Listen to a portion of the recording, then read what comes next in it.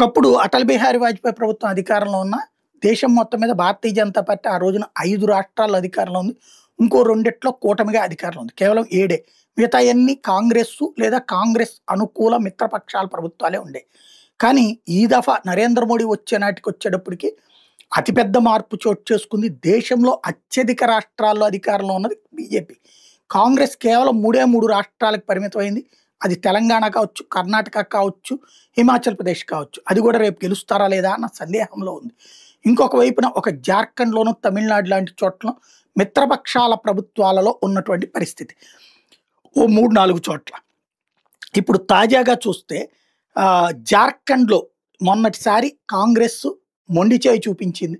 లేదా ఐఎన్‌డీఏ కూటమి మొండి చేయి చూపించింది జేఎంఎంకి. అటు లాలూ ప్రసాద్ యాదవ్ వాళ్ళు టికెట్ ఇవ్వలేదు. కాంగ్రెస్ వాళ్ళు సీట్లు ఇవ్వలేదు. కమ్యూనిస్టులు సీట్లు ఇవ్వలేదు.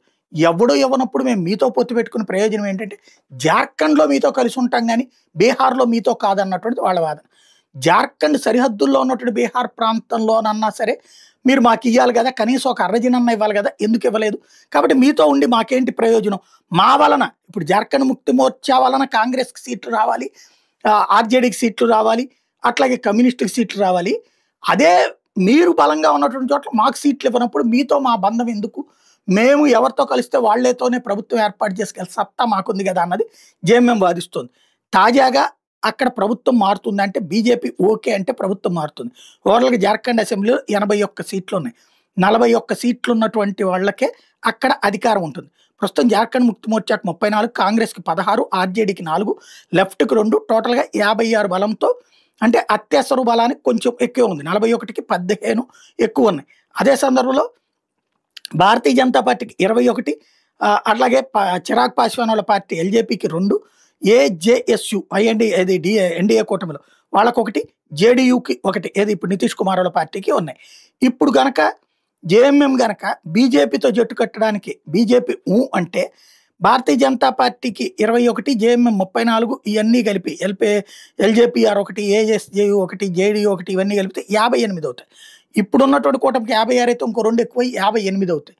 అది బీజేపీ ఓకే అనాలి. కాకపోతే బీజేపీ ఒరిస్సా తరహాలో అక్కడ ఉన్నటువంటి నాయకుల్ని అడుగుతోంది.